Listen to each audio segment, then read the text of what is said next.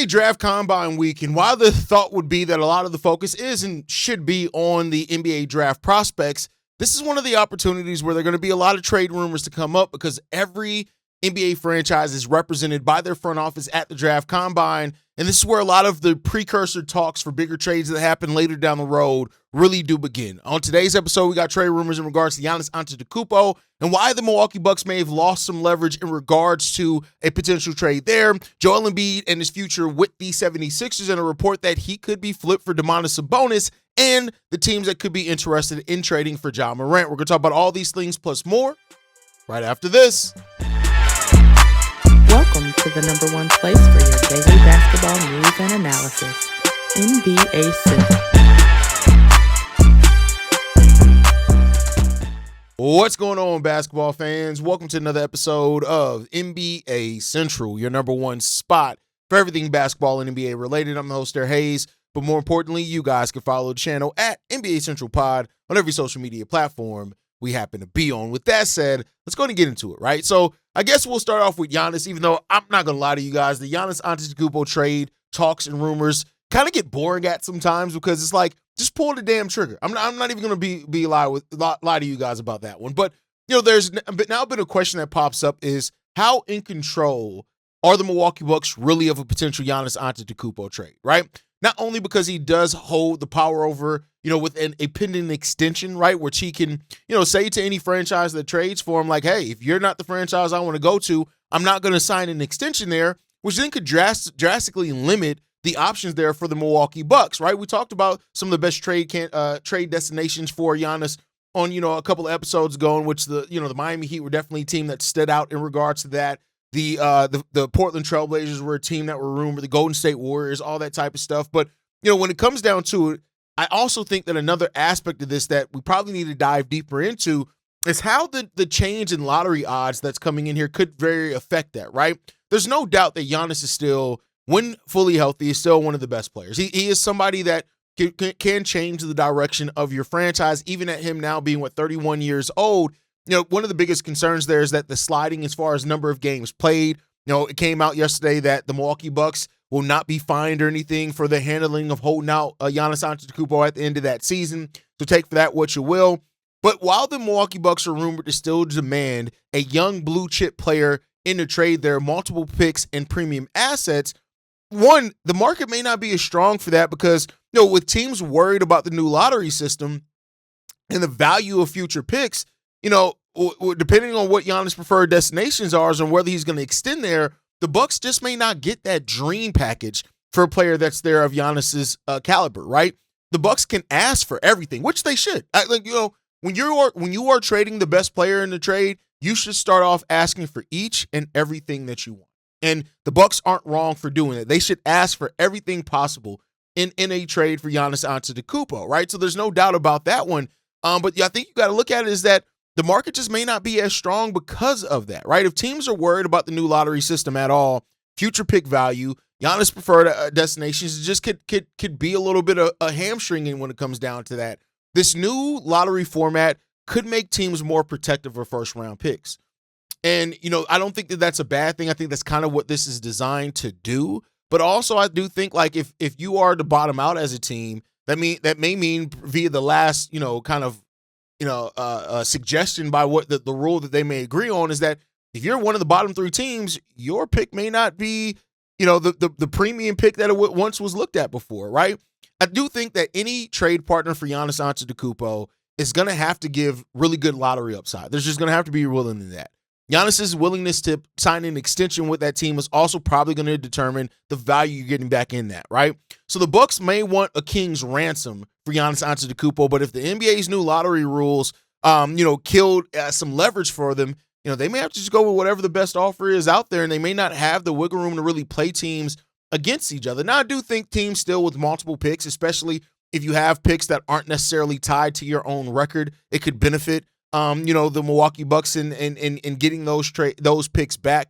The Bucks, who already have a really good pick in this draft as well, you know, could be a key in that part. I think they have the 10th overall pick in this draft. So, you know, at the end of the day, I think all this timing of all this just makes sense, right? You hear that the Giannis thing comes up right after the draft lottery order is solidified. There's some teams that are in the lottery in this draft that very well could be trying to make their move to get out of to actually make, like the Warriors, for example, one of the teams we mentioned that could be interested in Giannis. They are going to be trying to gear up and get ready to build a contender around Stephen Curry, which could play into a part with that. So as we talk about this next phase, after the NBA Finals is done and during the draft, like after you get through the draft combine, right, which, the draft combine's over with at the end of this week, and then teams are going to do their due diligence. They're going to bring teams in. So probably, though, around the maybe first, second week of June, teams are going to be looking for leverage. They're going to be looking to see, like, because now they have the draft intel, right? They kind of know where other teams may be going, those type of things.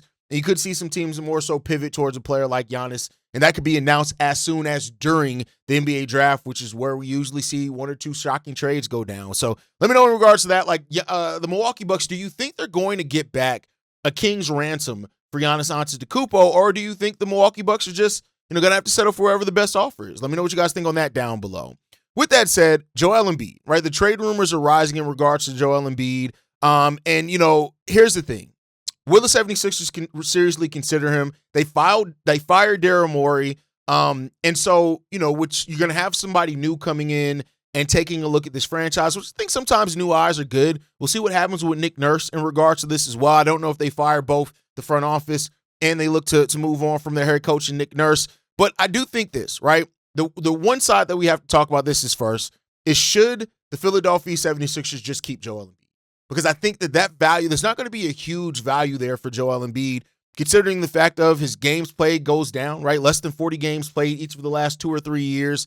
While he's still very highly productive, I just think that you're not going to get the value back for the player of the caliber of Joel Embiid when he's on the basketball court. And when he's healthy, which is few and far between now, there's no doubt what Joel Embiid does, how he changes the game defensively, all that type of stuff, right? But then the other side of that is that, Philly may have to just face the reality that the best thing for their future as a whole is just to move on from Joel Embiid and then kind of reset around Halliburton, Maxey. Maybe then you keep Kelly Oubre Jr., right? Like you do some other things in regards to that one. And we'll see, right? This isn't just about whether Joel Embiid is great or not. I want to be clear. This isn't just about that. It's about, can the 76ers legitimately build a championship contender around Joel Embiid, considering all the factors that go into who Joel Embiid is as a player, his limitations in being able to stay healthy, and the reality of where the 76ers are. And like I said on yesterday's episode, you got to weigh the good with the bad. It wasn't all bad for the Philadelphia 76ers because, nobody, not that many people, I won't say nobody, really had them being a team that could beat, the Boston Celtics like they did. And they did take care of that business, right? So, maybe the Philadelphia 76ers can look at that situation and think, let's give this one more chance before we really try to explore Joel Embiid. Let's see the new guy that comes in with the new eyes, and that's the thing. But there has been some stuff that's floated out there. So Jake Fisher, floated this out there. One long shot scenario that does get mentioned by rival team strategists is an Embiid-for-Domantas Sabonis swap with the Sacramento Kings. But even a long shot might be underselling it.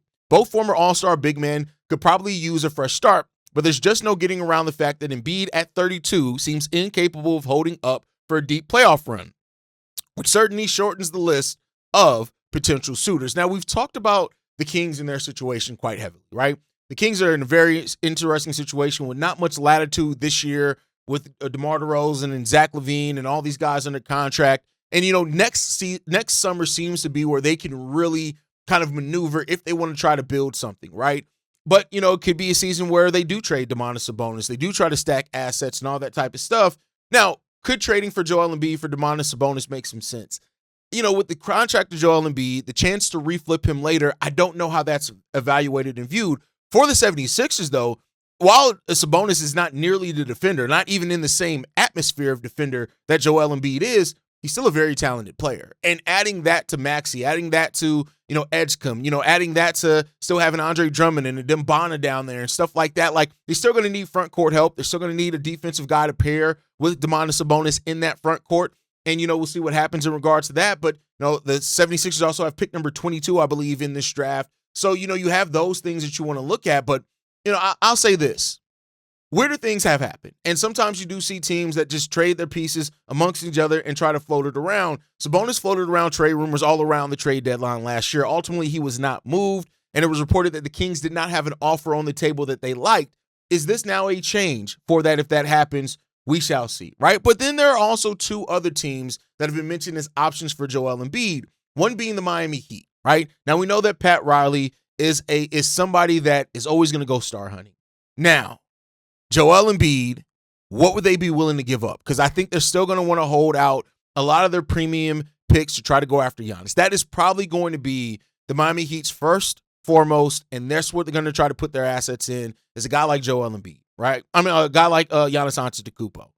But could they make smaller trades for like Ja? Could they make that for Joel Embiid and think that that's going to be enough? Like, I don't know, right? Joel Embiid and Bam, like move Bam to the 4. I don't know what's going to happen here, but I do think the pairing of Joel Embiid and Bam Adebayo, defensively, it could be great for the games that Joel Embiid is healthy in when it comes down to it, right?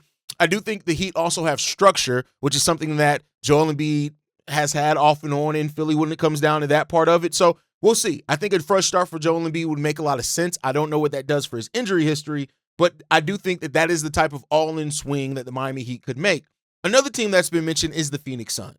Now, this would be an interesting one because pairing Devin Booker, Dillon Brooks, when it comes down to that one, if you are able to keep Jalen Green in that and having Joel Embiid as the center there. Now, the thing that makes this interesting is they have Kaman Malawak. They have Rasheer Fleming down there as young bigs, and if you have some confidence that those guys are going to be ready to play more NBA games for you next year, maybe you do make a swing on Joel Embiid and figure, hey, we can keep afloat on games that Joel Embiid is not healthy in. I doubt they'd keep Mark Williams in a case like that. That's just a lot of money to spend on injured centers if that ends up being the case. But he does offer, we know that Phoenix is going to be looking. Now, we have said that they're not going to make the big swings, but, the contract makes it a big swing. But this is a team that does seem that they want to gear in around Devin Booker. And, Matt Ishbia down there said that they feel like Devin Booker is going to be a player that brings a championship to Phoenix. So is this a move that helps you get that done? Maybe they view it that way. Let me know what you guys think on that down below, as the Phoenix Suns, the Miami Heat, and the Sacramento Kings as teams that could be interested in Joel. And don't overlook this. Even the bonus Joel Embiid could turn into a 3-team trade where maybe the Sacramento Kings get a bunch of picks in regards to that and don't get any player, well, at least not Joel Embiid back. So that's an option there too. Let's see what happens in regards to that one. Another player that's going to be in a lot of trade conversations this summer is Ja Morant. And Ja Morant is a very interesting case because we don't know exactly what's going on with Ja, right? We know that the Memphis Grizzlies are rebuilding their roster. There's no ifs, ands, or buts about it. And now with the number 3 overall pick too, they have a natural inflection point with what they already have there in Zach Edey, Cedric Howard, right? Young players that they have there that they can start, rebuilding younger and fix it. We do already know that with them already trading Jaren Jackson Jr., moving on from him, and, Desmond Bane over the last couple of seasons as well, they're fully headed into a rebuild. There's just no doubt about that they are fully headed into a rebuild. And so that leaves the options open for that. Now, which are the teams that could trade for Ja Morant? I think Miami Heat is a team that you're going to mention with any of these guys, right? Like, they could very well trade for Ja Morant. That can make sense. If they, Giannis ends up going to another team, they can make the Ja Morant trade as well as some other things. I think that they are constantly mentioned as a front runner for a player like Ja, and reportedly they could have made a move at the trade deadline, but they wanted to hold on to those assets in case Giannis Antetokounmpo becomes available. If Giannis is moved in a subsequent different move, what does that then mean for this team? You have to look at that part. Then you have the Minnesota Timberwolves, right? Regarded as another team that, especially with where this series goes with the San Antonio Spurs, if they don't make it to a Western Conference Finals this year, and maybe even a finals, they can look to add a player like Ja Morant, which they need a point guard down there. Now, how with him and Anthony Edwards works out, I think this kind of more natural balance with Anthony Edwards developing into the playmaker and three-point shooter that he's developed into. But I do think that could allow, somebody, Ja Morant to focus more on being a scorer rather than or vice versa, right? You can allow Ja to be the playmaker, let Anthony Edwards become more the focus of the scoring. So that makes sense there. And then the Phoenix Suns, right? Another team that we just talked about that doesn't have a actual point guard down there, and looking at pairing him with Devin Booker, and Devin Booker's heavy on ball and creating, explosive duo there, that can make a lot of sense for that as well. So I think when you look at it, all those teams make a lot of sense there. Ja, if he is moved, I think that those are the primary teams that you want to look at for those. for him. And overall, I think that this is what's gonna happen here is this. You're gonna see stars move this offseason. And I think Joel Embiid, Ja Morant, Giannis Antetokounmpo are three of the biggest names that you can expect to be moved this offseason, but it doesn't mean that they're gonna be moved for sure. We'll see what the what the Philadelphia 76ers do in reviewing their roster. But I think Ja and Giannis, those are two you're probably going to be willing to guarantee get moved. But let me know what you guys think on that. Let me know what you guys think of the options for these teams. Do you think there are any other, teams that could be interested in those players and moving on from them? Let me know what you guys think on that. Who do you think gets moved first? Giannis, Embiid, or Ja Morant? Let me know that down below. Make sure you guys follow us at NBA Central Pod. You send us any feedback, questions, comments, concerns, NBA Central Show at gmail.com. And then lastly, if you want to leave a text message and our voicemail for the mailbag, the number to do so, 773-270-2799. We're the number one spot for everything basketball related, and I'll catch you guys the next time I feel like making a video. Probably tomorrow. Peace, y'all. Been a presentation of the Breaks Media.